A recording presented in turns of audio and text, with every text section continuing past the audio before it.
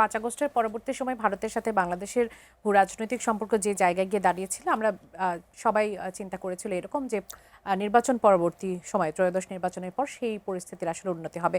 কিন্তু বিজেপি সরকার ক্ষমতায় আসার পর পশ্চিমবঙ্গে আমরা দেখতে পাচ্ছি যে পরিস্থিতিটা আসলে সেই ইঙ্গিতটা দিচ্ছে না। আপনি কিরকম দেখতে পাচ্ছেন? ভারতের সঙ্গে বাংলাদেশের সম্পর্কটা সবসময় আকাঙ্ক্ষার দিক থেকে গণতান্ত্রিক হওয়া উচিত মনে করি, বাস্তবের দিক থেকে হচ্ছে অর্থনৈতিক এবং সামরিক। ভারতের সঙ্গে আমাদের বাণিজ্য কত? প্রায় $14 বিলিয়ন। একসময় ভারতের সঙ্গে আমাদের বাণিজ্য ঘাটতি ছিল সবচেয়ে বেশি, কারণ সবচেয়ে বেশি আমদানি ভারত থেকে হতো, সবচেয়ে কম রপ্তানি ভারতে করতাম। এরপরে এটা শিফটেড হয়ে গেল, এখন সবচেয়ে বেশি আমদানি রপ্তানি হয় চীনের সঙ্গে, $20 থেকে $22 বিলিয়ন। তো ফলে এখানে একটা প্রচণ্ড কম্পিটিশন আছে। বাংলাদেশের সঙ্গে ভারতের যে সীমানা, এটা পৃথিবীর দীর্ঘতম সীমানাগুলোর অন্যতম, 4007 কিলোমিটার দীর্ঘ।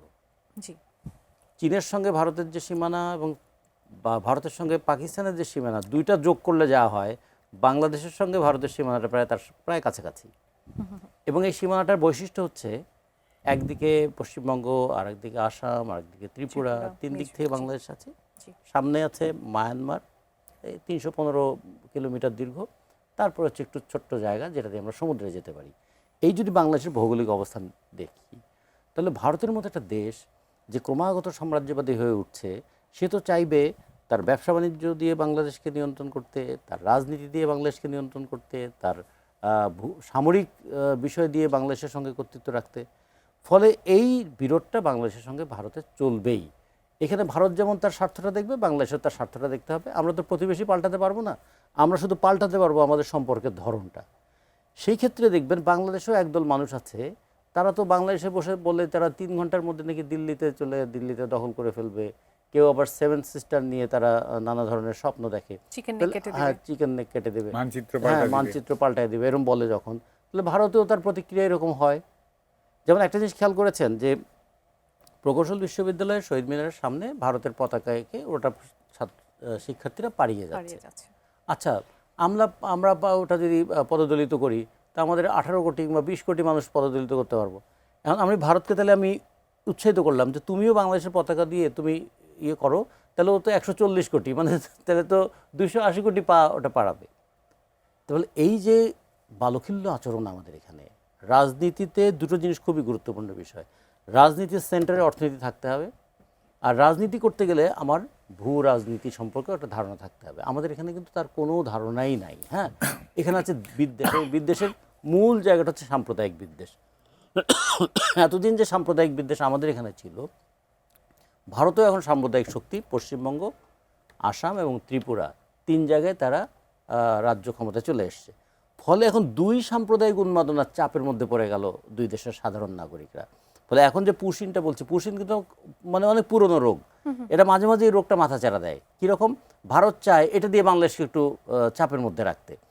এবং ধরেন যদি আমরা প্রশ্ন করি, বাংলাদেশ থেকে নিপীড়িত হয়ে যারা ভারতে গিয়েছে, তাদেরকে ভারতকে ফেরত পাঠাবে না, তারা তো বাংলাদেশ থেকে ভারতে গিয়েছে। আচ্ছা, এই সময় 5ই আগস্টের পরে যারা ভারতে গিয়েছেন, তাদেরকে কি ভারত ফেরত পাঠাবে? কারণ তাদের কাছে টাকা পয়সা আছে, তারা তো খরচ করার মতো টাকা পয়সা আছে। পাঠাচ্ছে কাদেরকে? দেখুন, হতদরিদ্র মানুষগুলো। এই মানুষগুলোর মধ্যে হয়তো এরকম ছিল, যখন আমাদের র্যাডক্লিফ রোয়েদাদ অনুযায়ী আমাদের সীমানা ভাগ হয়, আমাদের হিলি দিয়ে গেলে দেখা যাবে যে এপাশে আম গাছের গোড়াটায় দিকে আমটা পড়ছে বাংলাদেশে। সাতক্ষীরাতে কোনো বাড়ি আছে যে বাড়ির একদম রান্নাঘরটা ভারতে পড়েছে, শোবার ঘরটা বাংলাদেশে পড়েছে।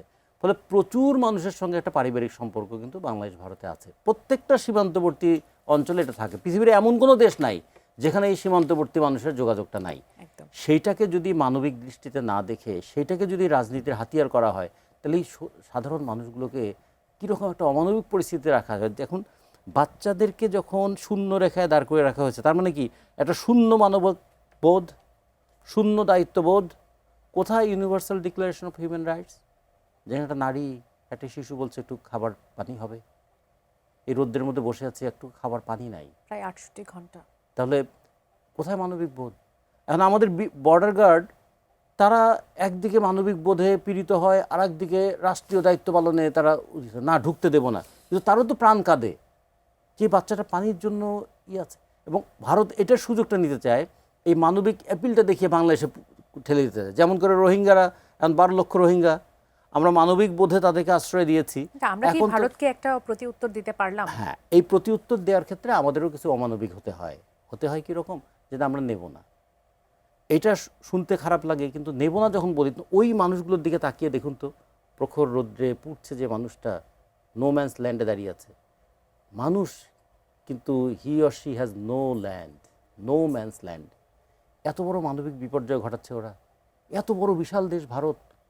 বাংলাদেশের জনঘনত্ব যেখানে হচ্ছে প্রতি বর্গ কিলোমিটারে 1200, ভারতের জনঘনত্ব হচ্ছে 383। ভারত দেশটাও বড়, জনসংখ্যা বেশি, কিন্তু জনঘনত্ব বাংলাদেশের চেয়ে অনেক কম।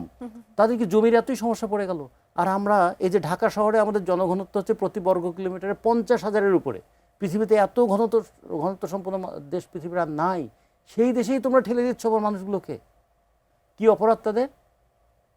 ফলে যদি অপরাধ থাকে সেটা একটা বিচার হতে পারে, কিন্তু কোনোভাবেই তো এইভাবে ঠেলে দেওয়া যায় না। পুশ ইন অথবা পুশ ব্যাক, একদল মানুষ তাদেরকে একবার এদিকে ঠেলছে আর একবার ওদিকে ঠেলছে, এবং কিছুদিন পর পর তাদেরকে দাবার ঘুটির মতো ব্যবহার করা হচ্ছে।